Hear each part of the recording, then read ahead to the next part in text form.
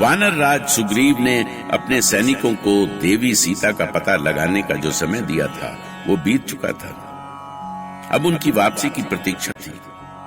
इसी बीच उन्हें अंगद के दल के आने की सूचना मधुवन के रखवाले से मिली और सुग्रीव ने श्री राम और लक्ष्मण को पहले ही शुभ समाचार बता दिया। तभी अंगद का दल खुशी से नाचता हुआ उसी ओर आता दिखाई दिया। देखिए श्री राम, देखिए, सारा दल किलकारियां भरता हुआ भागा चला आ रहा है। उनका यह उत्साह देखकर मैं पूरे विश्वास के साथ कह सकता हूं कि देवी सीता का पता चल चुका है। अंगद के दल की प्रत्येक क्रिया शुभ सूचना दे रही है। देखिए, देखिए, वो प्रभु के जयकार करते चले आ रहे हैं। जब तक वो शुभ सूचना ना दे तब तक हम क्या कह सकते हैं वानर राज? अंगद के दल की प्रत्येक क्रिया शुभ सूचना दे रही है सौमित्र। देखिए, वो प्रभु की जय जयकार करते चले आ रहे हैं। बोलो प्रभु श्री राम की पुत्र अंगद, हम तुम सबकी सफलता से अति प्रसन्न हैं।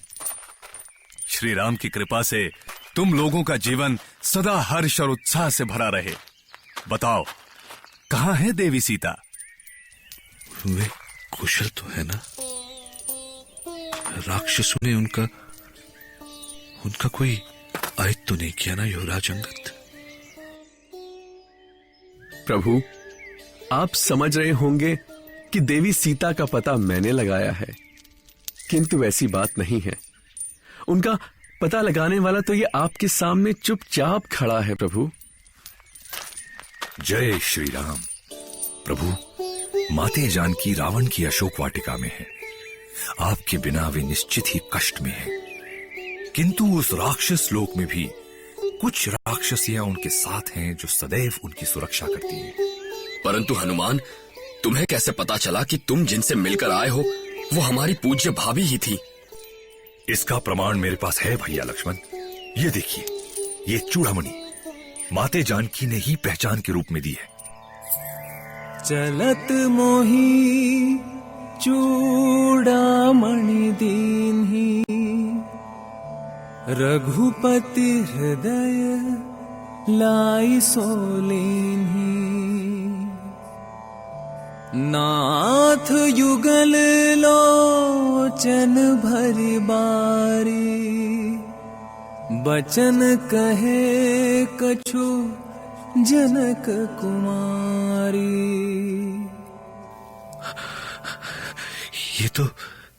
ये तो सचमुच जानकी का चूड़ामणि है। हनुमान, तुमने ये चूड़ामणि दिखाकर सिद्ध कर दिया कि तुम मेरे परम प्रिय हो। तुम नहीं जानते हनुमान, इस चूड़ामणि को देखकर मुझे नया जीवन मिल गया है। जब हमारे चारों ओर अंधेरा था तब तुमने ये चूड़ामणि दिखाकर हमें उजाले से भर दिया हनुमान, उजाले से भर दिया। इस कार्य के लिए हम तुम्हारे सदा आभारी रहेंगे हनुमान। अब विस्तार से बताओ कि लंका में क्या क्या हुआ। प्रभु, माते सीता की खोज में मैंने पूरी लंका छान मारी, पर कहीं उनका कोई संकेत नहीं मिल पा रहा था। पर अचानक आधी रात में मुझे लगा कि कोई आपके नाम का जाप कर रहा है। मैं पास गया और उनकी बातें सुनी तो लगा कि वे आपके भक्त हैं। उनकी बातों से मैंने जाना कि माते जानकी अशोक वाटिका में है। फिर किसी प्रकार मैं अशोक वाटिका पहुंचा और एक पेड़ पर बैठकर वाटिका का निरीक्षण करने लगा। और तभी मुझे माता जानकी के दर्शन हुए। रात दिन रो रो कर उनके आंसू भी सूख चुके थे प्रभु। माथे पर तिलक की चमक फीकी पड़ गई थी, मुख भी मलिन हो गया था। बस करो हनुमान, बस करो। मुझसे अपनी जानकी का और दुख नहीं सुना चाहता। बस तुम ये बताओ कि हम उन्हें वहां से कैसे मुक्त करा सकते हैं, कैसे?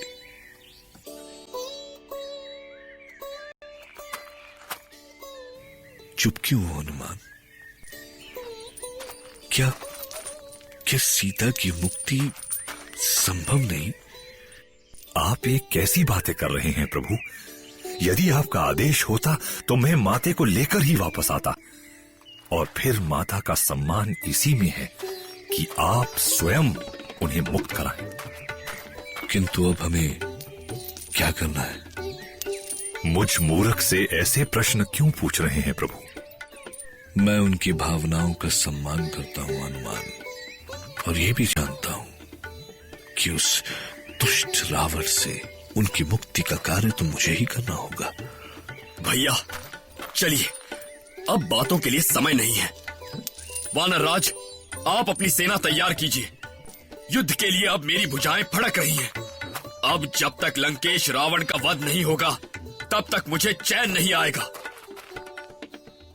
जहां सीता की सूचना पाकर राम भावुक हो उठे थे, वहीं लक्ष्मण क्रोध से कांप रहे थे।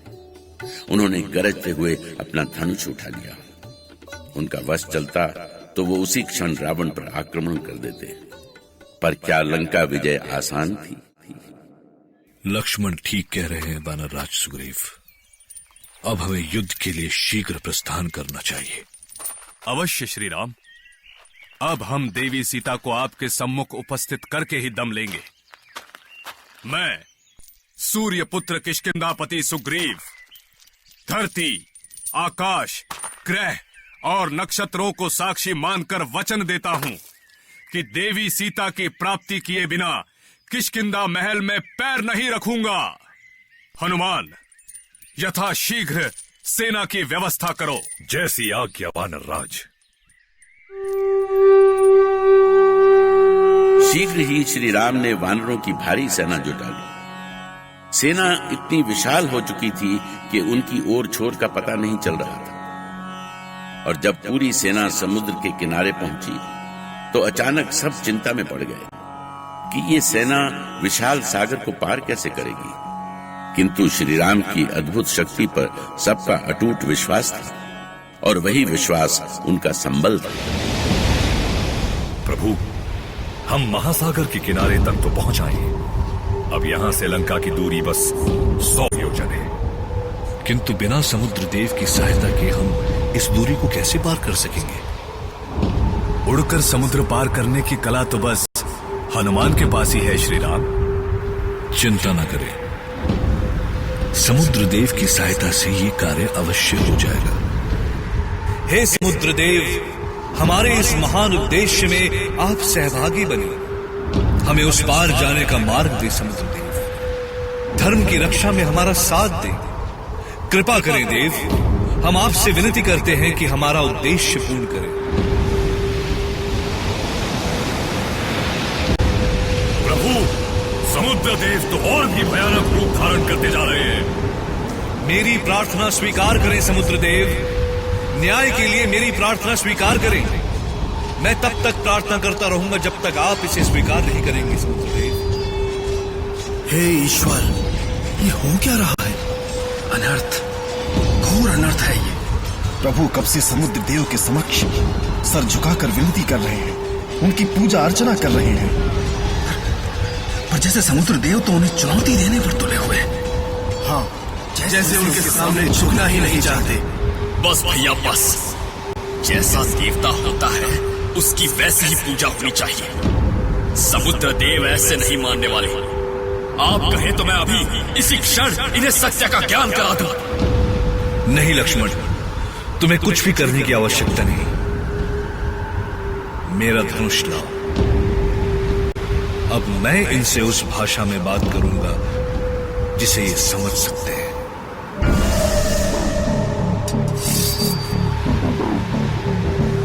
बस समुद्र देव बस। तुम राम के धैर्य की जितनी परीक्षा ले सकते थे ले चुके। अब हम और विनती नहीं करेंगे मार्ग देने की प्रार्थना, क्योंकि तुम हमारी प्रार्थना के योग्य ही नहीं हो। यदि तुमने हमारी विनम्रता को हमारी दुर्बलता समझा है तो तुम्हें इस भूल का दंड अवश्य मिलेगा। सुन लो समुद्र देव, मैं दशरथ नंदन राम तुम्हारे विनाश का उद्घोष करता हूं और अपने इस विनाश का कारण तुम स्वयं होगे, क्योंकि तुमने अपने अहंकार में सिर्फ मेरा ही नहीं सारी मानवता का उपहास किया है, और तुम्हारे इस उपहास का बस एक ही उत्तर है, और वो है तुम्हारा विनाश। हे शिव, हे देवाधिदेव, मैं दशरथ नंदन राम तुम्हें साक्षी मानकर प्रतिज्ञा करता हूं कि मैं अपने बाण के एक ही प्रहार से समुद्र का नाश कर दूंगा। जल की एक एक बूंद को अपने क्रोध की प्रचंड ज्वाला में भस्म कर दूंगा।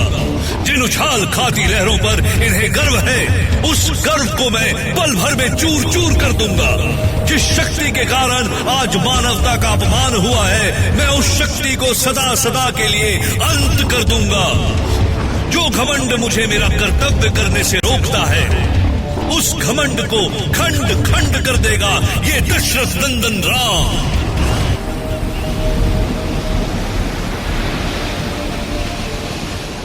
क्षमा करें रघुनंदन, क्षमा करें। मैं समुद्र देव आपके चरणों का दास हूं। आप जैसा कहेंगे वैसा करने के लिए तैयार हूं। यदि मैं सूख जाऊंगा तो उन प्राणियों का क्या होगा जो मेरी शरण में है? उन्होंने ऐसी कौन सी भूल की है प्रभु? उन्हें जीवन दान दे और मुझे भी क्षमा कर दे प्रभु, मुझे भी क्षमा कर दे। ठीक है देव, मैं आप पर प्रहार नहीं करूंगा, पर आपको उस पार लंका जाने का मार्ग बताना होगा। आपकी सेवा में नल और नील जैसे योग्य सेवक हैं प्रभु। मैं इन्हें आशीर्वाद देता हूं। आपकी कृपा से ये अवश्य ही पूरी सेना को सागर पार करा सकेंगे। प्रभु श्री राम, यदि सागर को इस किनारे से उस किनारे तक बांध दिया जाए तो हम बिना किसी कष्ट के उस पार जा सकते हैं। क्या हम सागर बांध सकेंगे? काम तो कठिन है, किंतु हम प्रभु के भी काम ना आ सकें तो इस जीवन का क्या अर्थ है? किंतु मैं समझ नहीं पा रहा हूं कि तुम लोग ये कार्य करोगे कैसे? हम पत्थरों से सेतु बनाएंगे प्रभु। आपकी कृपा से हम पत्थरों को काट काट कर ऐसा बना देंगे कि वो पानी में तैरते रहें। तुम धन्य हो नल और नील, तुम धन्य हो। चलो अब कार्य आरंभ करो। तो आओ साथियों, प्रभु का नाम लेकर काम शुरू करो। बोलो श्री राम की। समुद्र पर पुल बांधना असंभव कार्य था, पर प्रभु की इच्छा और उस इच्छा से भी बढ़कर प्रभु भक्तों की आस्था ने उस असंभव को भी संभव कर दिखाया। वो आस्था कुछ भी कर सकती थी। उसी भक्ति और आस्था का बल था जो छोटे और साधारण से दिखने वाले जीव भी त्रिलोक विजेता दशानन को चुनौती दे सके। राम